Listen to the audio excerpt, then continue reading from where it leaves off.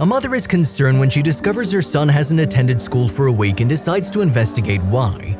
But before she can do so, her son arrives home with a stroller and confesses something that shocks her. Emma Spencer was a single mother who solely raised her son Theo after her husband Clark died of pneumonia 2 years ago. Theo was just 10 years old when it all happened, and Emma, who was a housewife back then, struggled for months to land a job in New York City where they lived. 2 years after this, when Theo was 12, he insisted Emma let him go to school alone just like his friends. Emma didn't want to do that because Theo was still too young to be left alone, but because the school was nearby, she caved and gave him a phone and a notebook with important contacts to call in case of an emergency. A few months went by and Emma became too preoccupied with her job to check on Theo and how things were going back at his school. One day while packing his backpack, she suddenly came across his report card and discovered his grades were at an all-time low. Emma was stunned to say the least. She confronted him, but in response, Theo began lashing out at her. "Mom, stop acting like that. I'm not a child and you have no right to search my stuff without my permission," he screamed at her as he grabbed his bag and left for school. Emma was shocked and couldn't believe her son was acting like that. At the same time, she was concerned that he wasn't paying attention to his studies and decided to discuss it over the weekend when they were both free. But before that, on Friday, she received a call from his school that shook her. "Hello, Mrs. Spencer. Is everything fine at home? It's been a week and Theo hasn't shown up at school. I was wondering if he was sick," his teacher, Mrs. Davidson, revealed over the phone. Emma was baffled and almost dropped the phone. "What? But he goes to school every day. I don't get it." "That's odd, Mrs. Spencer. He hasn't shown up at all this week. It's probably time to pay attention to what he's up to. You know how easily kids can go astray these days," Mrs. Davidson warned her and hung up. Emma's heart was racing as she got off the phone. Theo's grades were dropping and he wasn't showing up at school.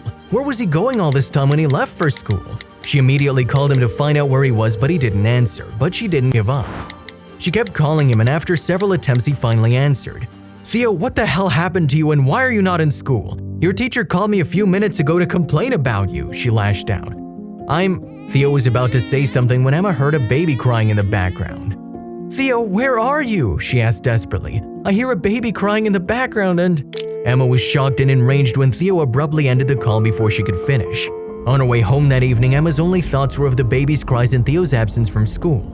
She had made up her mind to sit him down as soon as she got home. To her surprise, as she was nearing their home, she noticed Theo with a stroller near their house. She slammed on the brakes in shock and ran over to him, unable to believe her eyes. Inside the stroller was a baby girl wrapped in a towel.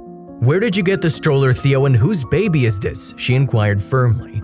Theo didn't even look Emma in her eyes. She stood speechless, his head down and his hold on the stroller's handle firm. Emma figured that being stiff with Theo might not be the best method to extract an answer from him, so she calmed herself down and repeated herself. "Where'd you get the baby, honey? And why haven't you gone to school for a whole week?" After a brief silence, Theo spoke up. "I'm sorry, Mom, I couldn't leave Annette alone. We gotta keep her safe."